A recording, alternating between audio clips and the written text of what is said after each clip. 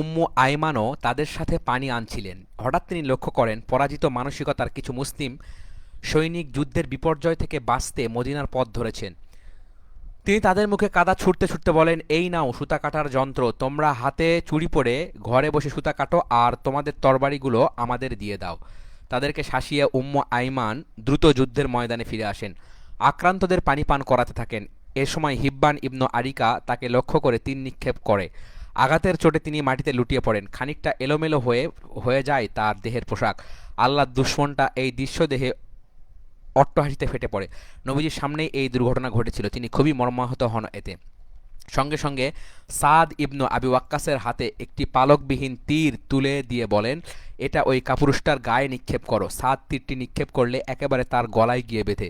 অমনি মাটির উপর ধপাস করে পড়ে যায় সে। শক্ত মাটির আঘাতে তার দেহ বিবস্ত হয়ে যায়।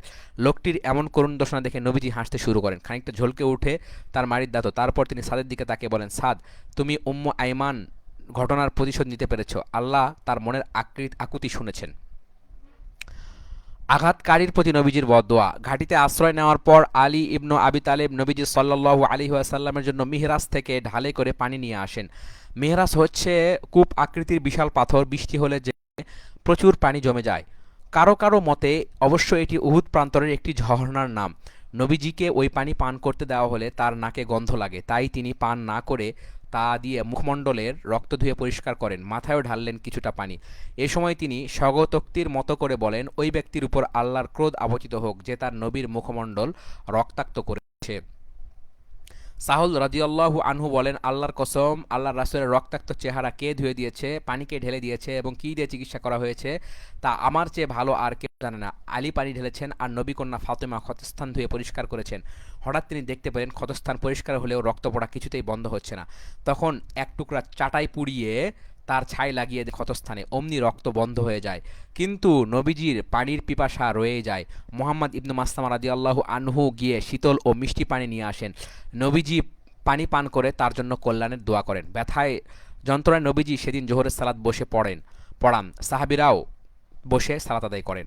আবু সুফিয়ানের বিদ্রুপ এবং উমরের জবাব। মুশরিকরা মক্কার ফেরার প্রস্তুতি নেয়। যাওয়ার আগে আবু সুফিয়ান পাহাড়ের পাদদেশে গিয়ে হাঁক ছেড়ে জিজ্ঞেস করে,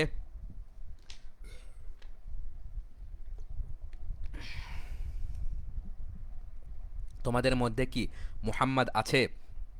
কেউ কোনো উত্তর দেয় না। একটু সময় নিয়ে সে আবার জিজ্ঞেস করে, তোমাদের মধ্যে কি আবু বকর ইবনু কুহাফা আছে? এবার সবাই নিরুত্তর। একটু সময় নিয়ে সে আবার জিজ্ঞেস করে, উমর ইবনুল খত্তাবও কি নেই তোমাদের মধ্যে? কারো কোনো সাড়া পাওয়া যায় না। নবীজির নির্দেশে সবাই নীরব থাকেন। এই তিনজন ছাড়া আর কারো ব্যাপারে সে কিছু জিজ্ঞেস করেনি, কারণ সে জানত ইসলাম প্রতিষ্ঠিত হলে এই তিনজনের মাধ্যমেই হবে। কারো সাড়া না পেয়ে সে খুশিতে গদগদ হয়ে বলে, চলো এবার যাওয়া যাক। এ যাত্রায় প্রধান তিনজনের ঝামেলা তো মিটে গেল। এ কথা শুনে ওমর আর নিজেকে সংযত রাখতে পারেন না। তিনি গর্জে ওঠেন, ওরে দুর্ভাগা, তুই যাদের নাম নিয়েছিস তারা সবাই এখনো বেঁচে আছেন। তোর শেষ পরিণতি দেখার জন্য আল্লাহ তাদের বাঁচিয়ে রেখেছেন।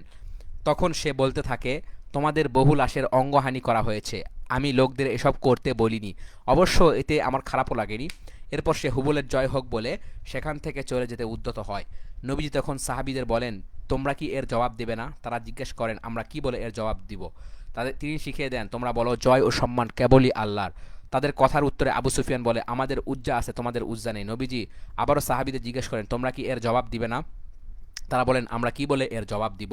তিনি শিখিয়ে দেন, তোমরা বলো, আমাদের মালিক আল্লাহ, তোমাদের কোনো মালিক নেই।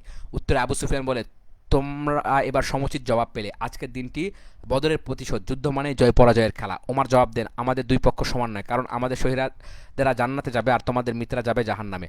আবু সুফিয়ান তখনও কিছুটা দূরে দাঁড়িয়ে হঠাৎ কেন যেন ওমরকে ডেকে বলে, ওমর আমার কাছে এসো। নবীজি তাকে অনুমতি দিয়ে বললেন, যাও দেখো সে কি বলে। উমার কাছে এলে আবু সুফিয়ান বলে, আল্লাহর দোহাই দিয়ে বলছি, সত্যি করে বলো তো, মুহাম্মদ কি এখনও বেঁচে আছে? উমার বললেন, আল্লাহর কসম করে বলছি, তিনি এখনও জীবিত ও সুস্থই আছেন, আর এ মুহূর্তে তোর সব কথা তিনি শুনতে পাচ্ছেন।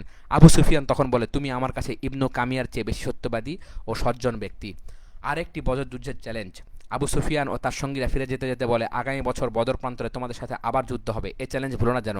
নবীজি সাল্লাল্লাহু আলাইহি ওয়াসাল্লাম এক সাহাবীকে বলেন, বলে দাও, তোমাদের চ্যালেঞ্জ আমরা গ্রহণ করলাম, তোমাদের সাথে একটা অলিখিত চুক্তি হয়ে রইল। মুশরিকদের গতিবিধি পর্যবেক্ষণ। নবীজি সাল্লাল্লাহু আলাইহি ওয়াসাল্লাম মুশরিকদের গতিবিধি পর্যবেক্ষণের জন্য আলী ইবনে আবি তালেবকে নির্দেশ দিয়ে বলেন, মক্কার লোকদের পিছু নাও, দেখো তারা কি করে, কি তাদের উদ্দেশ্য। তারা যদি ঘোড়া বাদ দিয়ে উটে চড়ে যাত্রা করে তবে বুঝবে তারা মক্কায় ফিরে যাচ্ছে, আর যদি ঘোড়ায় চড়ে উটগুলো হাঁকিয়ে নিয়ে যায় তবে বুঝতে হবে তারা মদিনা আক্রমণের উদ্দেশ্যে যাত্রা করছে। ওই সত্তার শপথ যার হাতে আমার প্রাণ, তাদের পরবর্তী নিশানা মদিনা হয়ে থাকলে আমি সেখানে গিয়ে তাদের কঠিন জবাব দেব। আলী বলেন, আমি তাদের পিছু নেই, তাদের গতিবিধি পর্যবেক্ষণ করতে থাকি, দেখি তারা ঘোড়া ছেড়ে উটে করে মক্কার পথ ধরেছে। আহত ও শহীদদের অনুসন্ধান। মক্কার মুশরিক বাহিনী চলে যাওয়ার পর মুসলিমরা তাদের আহত ও শহীদদের খোঁজ খবর নিতে শুরু করে। যায়েদ ইবনু সাবিত বলেন, আল্লাহর রাসূল সাল্লাল্লাহু আলাইহি ওয়াসাল্লাম উহুদের দিন আমাকে সাদ ইবনু রাবির খবর নিতে পাঠান। বলেন, তাকে দেখলে প্রথমে আমার পক্ষ থেকে সালাম জানাবে, তারপর বলবে, আল্লাহর রাসূল জানতে চেয়েছেন তোমার এখন কেমন লাগছে। আমি সুস্থ ও হতাহতদের মাঝে তাকে খুঁজতে থাকি, এক পর্যায়ে তাকে পেয়েও যাই। দেখি মুমূর্ষু অবস্থায় তিনি কাতরাচ্ছেন, পুরো শরীর তার আঘাতে জর্জরিত, তীর তরবারি ও বর্ষা মিলিয়ে ৭০টির বেশি আঘাতের চিহ্ন তার গায়ে। আমি নবীজির কথাগুলো তাকে জানালে তিনি উত্তর বলেন, তাকেও আমার সালাম জানাবে আর বলবে, আমি এখন জান্নাতের সুঘ্রাণ পাচ্ছি। আর আমার আনসার ভাইদের এই বলে সতর্ক করবে, তাদের দেহে বিন্দু পরিমাণ শক্তি অবশিষ্ট থাকা অবস্থায়ও যদি শত্রুরা নবীজির কাছে পৌঁছে যায় তবে আল্লাহর কাছে তাদের কোনো কৈফিয়তি গ্রহণযোগ্য হবে না। এটুকু বলেই তিনি মৃত্যুর কোলে ঢলে পড়লেন। আচ্ছা, সাদ ইবনু রবি রাদিয়াল্লাহু আনহুর কথা ছিল এটা। আহতদের মধ্যে উসাইরিম নামক আরও একজনকে পাওয়া যায়, যার মূল নাম আমর ইবনু সামিত। তিনি তখন শেষ সময় পার করছিলেন। যুদ্ধের আগে তাকে ইসলামের দাওয়াত দেওয়া হয়েছিল, কিন্তু তিনি কবুল করেননি। তাকে আহত অবস্থায় দেখে মুসলিমরা বিস্মিত হয়ে যায়। কৌতূহলবশত সবাই জিজ্ঞেস করে, উসাইরিম, তুমি এখানে এসেছো কেন? ইসলামের টানে নাকি নিজ গোত্রের লোকদের সাহায্য করতে? তিনি উত্তর দেন, ইসলামের টানে। আমি আল্লাহ তার রাসূলের প্রতি ঈমান এনেছি, নবীজির সাথে মুসলিমদের সহযোগিতা যুদ্ধে অংশ নিয়েছি। আচ্ছা, এখানে ১ নম্বর একটা টিকা আমরা দেখে নিব। সেটা হলো, আলী বলেন, আমি তাদের পিছু নেই, দেখি তারা ঘোড়া ছেড়ে উটে করে মক্কার পথ ধরেছে। আচ্ছা, ইবনু হাজার আসকারী ফাথুল বাড়িতে লিখেছেন, মুশরিকদের অবস্থান যাচাই বাছাই করতে নবী সাল্লাল্লাহু আলাইহি ওয়াসাল্লাম সাদ ইবনে আবি ওয়াক্কাসকে পাঠিয়েছেন। মানে হযরত আলীর কথা আমরা এখানে দেখছি, কিন্তু ইবনু হাজার আসকারীর মতে সাদ ইবনে আবি ওয়াক্কাসের কথা বলা হয়েছে। আচ্ছা, নবীর সাথে মুসলিমদের সহযোগিতায় যুদ্ধে অংশ নিয়েছি, এখন তো দেখতেই পাচ্ছ আমার কি হয়েছে। এ কথা বলতে না বলতেই তিনি মৃত্যুবরণ করেন। ঘটনাটি নবীজিকে জানানো হলে তিনি বলেন, সে জান্নাতি। আবু হুরায়রা বলেন, অথচ তিনি জীবনে এক ওয়াক্তও সালাত আদায় করেননি। কুজমান নামে আরও একজনকে আহত অবস্থায় পাওয়া যায়। সে ছিল বীর যোদ্ধা, অসীম সাহসী। যুদ্ধে সে একাই ৭-৮ জন মুশরিককে জাহান্নামে পাঠিয়েছে। আমরা যখন তার সন্ধান পাই সে ব্যথায় কাতরাচ্ছে, ছটফট করছে মৃত্যু যন্ত্রণায়। আমরা তাকে উদ্ধার করে বনু জফর মহল্লায় নিয়ে যাই, তাকে জান্নাতের সুসংবাদ দেই, কিন্তু তার উত্তর আমার সবাইকে হতাশ করে। সে বলে, আল্লাহর কসম, আমি ইসলামের জন্য নয় বরং আমার গোত্রের লোকদের জন্য যুদ্ধ করেছি। তাদেরকে সাহায্য করার দরকার না হলে আমি কখনোই এই যুদ্ধে অংশ নিতাম না। কিছুক্ষণ পর তার যন্ত্রণা ক্রমশ বাড়তে থাকে, সেই সাথে কমে আসতে থাকে তার সহন ক্ষমতা। থেকে মুক্তি পেতে এক পর্যায়ে সে নিজেই নিজের গলায় চাকু চালিয়ে দেয়। তার ব্যাপারে নবীজিকে জানানো হলে বলে সে জাহান্নামী। তিনি বলেন তিনি সে জাহান্নামী। কুজমানের এই করুণ পরিণতি নিয়ে চিন্তা করলে বোঝা যায় আল্লাহর বাণী সমুন্নত করার মহৎ উদ্দেশ্য পেছনে যারা জাতীয়তাবাদ কিংবা অন্য কোনো চেতনায় অনুপ্রাণিত হয়ে যুদ্ধ করে তাদের দশাও এমনই হবে, যদিও তারা ইসলামের পক্ষে যুদ্ধ করে। আরেকটু কঠিন ভাষায় বললেন, তারা নবীজি ও সাহাবীদের পক্ষে যুদ্ধ করলেও তাদের শেষ ঠিকানা জাহান্নামী হবে। নিহতদের খোঁজ নিতে গিয়ে তাদের মধ্যে বনু সালাবার এক ইহুদির লাশ পাওয়া যায়। যুদ্ধ চলাকালে সে তার গোত্রকে বলেছিল, ও আমার ইহুদি ভাইয়েরা, তোমরা তো ভালো করে জানো মুহাম্মাদকে সাহায্য করা তোমাদের কর্তব্য, তাই আর বসে থেকো না, চলো এক্ষুনি। তারা উত্তর দেয়, আজ তো শনিবার, যুদ্ধ করার অনুমতি নেই আমাদের। সে তখন বলে, তোমাদের জন্য এখন আর শনিবারের নিষেধাজ্ঞা কার্যকর নয়। এ কথা বলে সে তরবারি ও প্রয়োজনীয় রসদ নিয়ে যুদ্ধের ময়দানে চলে যায়। যাওয়ার আগে বলে, আমি যদি মারা যাই তবে আমার ধন সম্পদ সবকিছু মুহাম্মাদের, তিনি যা ইচ্ছা তাই করবেন। এরপর সে উহুদ প্রান্তরে মুসলিমদের পক্ষে যুদ্ধ করতে করতে নিহত হন। নবীজি তার সম্পর্কে বলেন, মুহাইরিক ছিল একজন সম্ভ্রান্ত ইহুদি।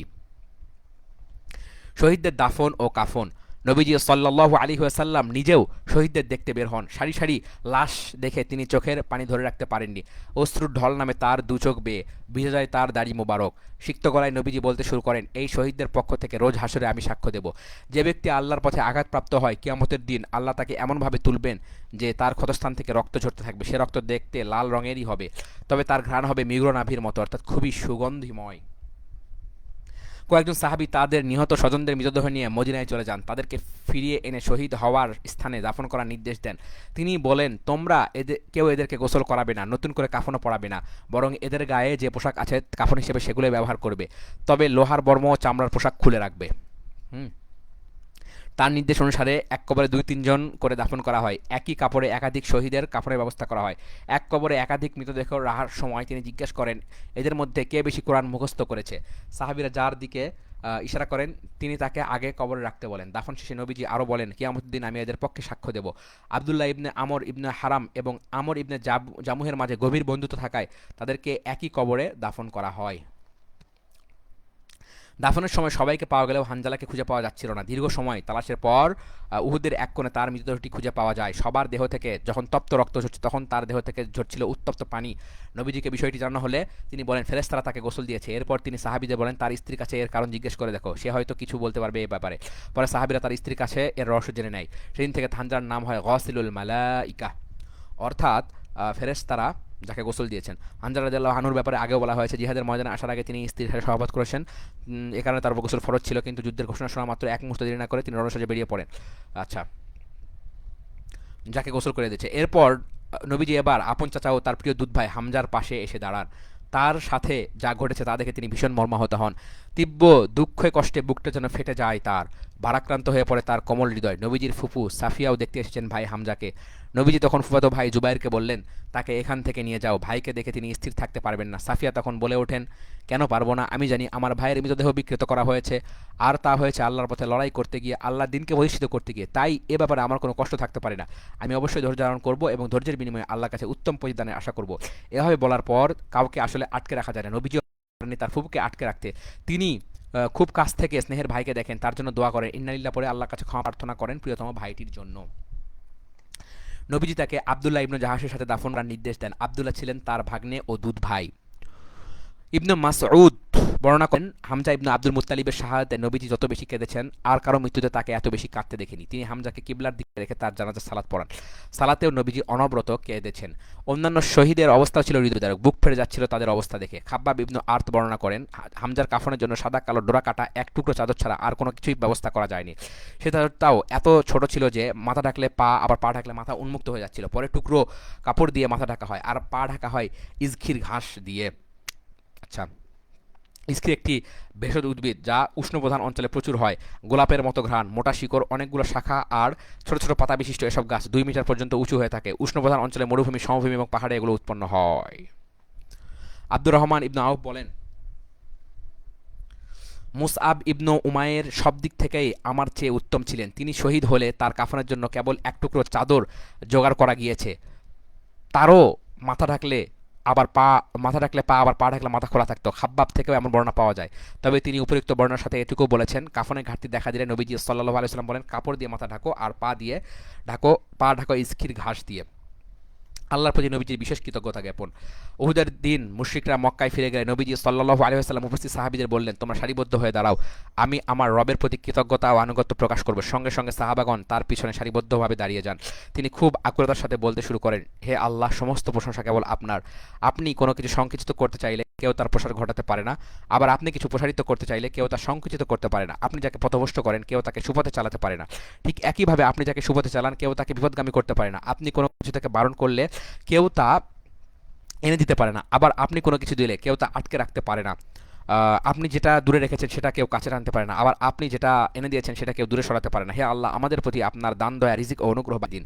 হে আল্লাহ, আপনার কাছে স্থায়ী অপরন্ত নিয়ামত চাই, আরও চাই অভাবের দিনে আপনার সাহায্য এবং ভয়ের দিনে আপনার নিরাপত্তা। হে আল্লাহ, আমাদের যা কিছু দিয়েছেন সেসবের অকল্যাণ থেকে তো বটেই, যেগুলো দেননি সেসবের অকল্যাণ থেকেও আপনার আশ্রয় চাই।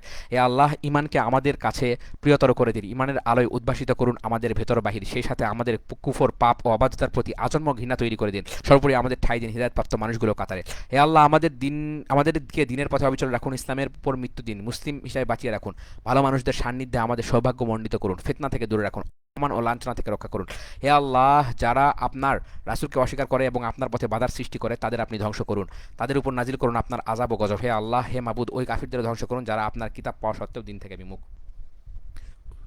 মদিনায় প্রত্যাবর্তন, ত্যাগ ও ভালোবাসার বিরল দৃষ্টান্ত। শহীদদের কাফন দাফন এবং দোয়া মোনাজাত শেষে নবীজি সাল্লাল্লাহু আলাইহি ওয়াসাল্লাম মদিনার পথ ধরেন। উহুদের ময়দানে মুজাহিদগণ ইসলাম ও নবীর ভালোবাসায় যেভাবে আত্মত্যাগ করেছেন, পথপ্রাশ্যে আপেক্ষমান আত্মীয় স্বজন ঠিক সেভাবেই ভক্তি ও ভালোবাসা প্রদর্শন করেন তাদের মান্যবরের প্রতি। মদিনায় ফেরার পথে নবীজি সর্বপ্রথম দেখা হয় হামনা বিনতু জাহাশের। আচ্ছা, এই যুদ্ধে তার বেশ কয়েকজন আত্মীয় শহীদ হন। তাকে প্রথমে তার ভাই আব্দুল্লাহ ইবনু জাহাসের শাহাদাতের সংবাদ দেওয়া হয়। তিনি ইন্নালিল্লাহ পাঠ করে তার মাগফিরাত কামনা করেন। এরপর দেওয়া হয় তার মামা হামজা ইবনু আব্দুল মুত্তালিবের শাহাদাতের খবর। এবারেও তিনি ইন্নালিল্লাহ পরে তার মাগফিরাতের জন্য দোয়া করেন। সবশেষে তাকে সংবাদ দেওয়া হয় তার স্বামী মুসআব ইবনু উমাইরের শাহাদাতের। এই সংবাদ শুনে তিনি বিহ্বল হয়ে পড়েন, অবিরল ধারায় কাঁদতে শুরু করেন। নবীজি তখন বলেন, স্ত্রীর কাছে স্বামীর বিশেষ মর্যাদা রয়েছে। এরপর মুজাহিদদের কাফেলা মুজাহিদদের কাফেলার দেখা হয় বনু দিনার গোত্রের এক নারীর সাথে। এই নারীরও স্বামী, ভাই ও বাবা শাহাদত বরণ করেছেন উহুদের প্রান্তরে। এক এক করে সবার শাহাদাতের সংবাদ তাকে দেওয়া হলে তিনি জিজ্ঞেস করেন, আমার নবীজি কেমন আছেন? তিনি ঠিক আছেন তো? সাহাবীরা উত্তর দেন, তুমি যেমন চাও তিনি ঠিক তেমনই আছেন। নারীটি তখন বলেন, আমি তাকে এক নজর দেখতে চাই। সাহাবীরা ইশারায় তাকে দেখিয়ে দেন। নবীজি প্রতি দৃষ্টি পড়া মাত্রই তিনি কান্না বিজড়িত কণ্ঠে বলেন, আপনার উপস্থিতিতে সকল বিপত্তি তুচ্ছ। সুবহানাল্লাহ। কাফের আরেকটু অগ্রসর হতে সাদ ইবনে মুআজের মা দৌড়ে আসেন। সাদ তখন নবীজির ঘোড়ার লাগাম ধরে হাঁটছিলেন। মাকে দেখিয়ে তিনি নবীজিকে বলেন, ইনি আমার মা। নবীজি তাকে মারহাবা বলে স্বাগত জানান, তার জন্য একদণ্ড দাঁড়ান এবং তার ছেলে আমর ইবনু মুআজের সহায়তায় তাকে সান্ত্বনা দেন। আমর ইবনু মুআজের সহায়তায় তিনি বলেন, আপনাকে নিরাপদ দেখার পর সকল বিপদে আমার কাছে ঠুনকো, মানে তার মা এই কথা বলেন। নবীজি সেখানে দাঁড়িয়ে উহুদের শহীদের জন্য আরও একবার দোয়া করেন। এরপর বলেন, হে উম্মু সাদ, তুমি নিজে সুসংবাদ গ্রহণ করো, সেই সাথে অন্যান্য শহীদ পরিবারকে সুসংবাদ দাও। তাদের শহীদরা জান্নাতে একসাথে অবস্থান করেছে। তারা তাদের পরিবারের লোকদের ব্যাপারে সুপারিশ করেছে এবং সেই সুপারিশ মঞ্জুরও করা হয়েছে। সাদের মা তখন বললেন, হে আল্লাহর রাসূল, আমরা তাদের প্রতি সন্তুষ্ট। এই সুসংবাদের পর কেউ কি আর কাঁদতে পারে? হে আল্লাহর রাসূল, আপনি এবার তাদের পরবর্তী মানুষগুলোর জন্য দোয়া করে দিন। তিনি দোয়া করেন, হে আল্লাহ, তাদের শোক যন্ত্রণা মুছে দিন, তাদের ক্ষতি পূরণ করে দিন এবং তাদের দেখভাল করুন উত্তম রূপে। মদিনায় এলেন নবীজি। তৃতীয় হিজরির ৭ শাওয়াল রবিবার শেষ বিকেলে নবীজি সাল্লাল্লাহু আলাইহি ওয়াসাল্লাম মুজাহিদদের নিয়ে মদিনায় এসে পৌঁছান। সবাই যার যার পরিবারের কাছে ছুটে যায়। নবীজিও ঘরে ফেরেন। হাতের তরবারিটি মেয়ে ফাতেমাকে দিয়ে বলেন, মা আমার, এটা রক্ত ধুয়ে মুছে পরিষ্কার করো। আল্লাহর কসম, এটা আজ আমার খুব কাজে লেগেছে। আলী ইবনে আবি তালিব তার তরবারিটি কি ফাতেমাকে দিয়ে পরিষ্কার করতে দিয়ে বলেন, আল্লাহর কসম, আমারও এটা খুব কাজে লেগেছে। নবীজি তখন বললেন, আলী, তুমি আজ সত্যি বীরত্বের পরিচয় দিয়েছো। তবে মনে রেখো, সাহল ইবনে হুনাইফ এবং আবু দুজানাও তোমার মতো বীরত্ব দেখিয়েছে। হতাহতের সংখ্যা হাদিস ও ঐতিহাসিকদের প্রায় সকলের মতে এই যুদ্ধে মোট ৭০ জন মুসলিম শাহাদাত বরণ করেন। এদের মধ্যে ৬৫ জন আনসার, ৪ জন মুহাজির এবং ১ জন ইহুদি। আনসারদের ৪১ জন ছিল খাজরাজের এবং ২৪ জন ছিল আউসের। ইবনু ইসহাকের বর্ণনা অনুযায়ী মুশরিক বাহিনীতে নিহত হয়েছিল ২২ জন। তবে মাগাজি ও শিয়ার বিশেষজ্ঞদের মতে পর্যালোচনা করে স্পষ্ট করে ওঠে তাদের নিহতের সংখ্যা ছিল ২২ নং বরং ৩৭। প্রকৃত সত্য আল্লাহ তাআলাই ভালো জানেন। আচ্ছা, আমরা শেষ করতে পেরেছি আলহামদুলিল্লাহ। সাল্লাল্লাহু আলাইহি ওয়াসাল্লাম।